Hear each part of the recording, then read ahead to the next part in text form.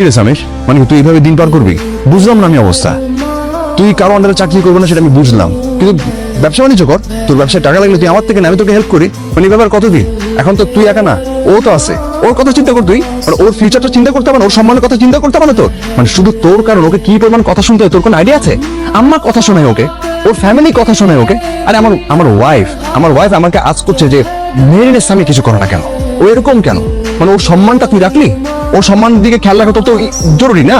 OMG, মায়ের চেয়ে মাসির দরদ বেশি দেখি। আমাদের চিন্তা তোমার করতে হবে না, তুমি তোমার চিন্তা করো। সামির, আমি নিজের চিন্তাও করি, আমি পরিবারের চিন্তাটাও করি। তুই যেমন আমার পরিবার, ও তো আমার পরিবার। Wow, great. নিজের গার্লফ্রেন্ডকে রেখে টাকার লোভে যে বসের মেয়েকে বিয়ে করে সে আসলে পরিবারের গল্প শোনাইতে, ফ্যামিলির গল্প শোনাইতে। তুই একটা ফ্যান্টাসির মধ্যে আছিস, বুঝছিস? আমি তোমার মতো লোভী না। সামির, একদম মুখ সামলায় কথা বল। আমার যদি মেজাজ খারাপ হয় না, আমি কিন্তু নিজের ছায়া পর্যন্ত পড়াই দিই, মনে রাখিস। ম্যাম আসসালামু আলাইকুম। ওয়ালাইকুম আসসালাম। কি করো? ম্যাম অফিসে কাজ করছি। অফিসে কাজ করো না অন্য কিছু করো? Sorry ma'am. মানে অফিসের কাজের বাইরে আর কি করো?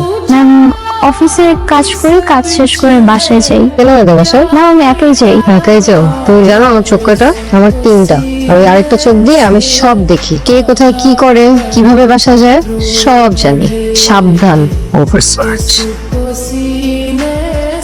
কি অবস্থা জামশেদ সাহেব?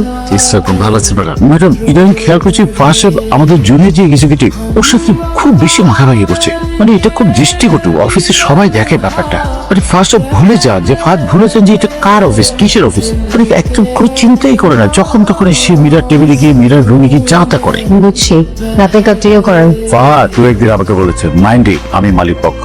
আমি একদিন তোমাকে বলবো ফাহাদ, মাইন্ড ইট, আমি জামশেদ।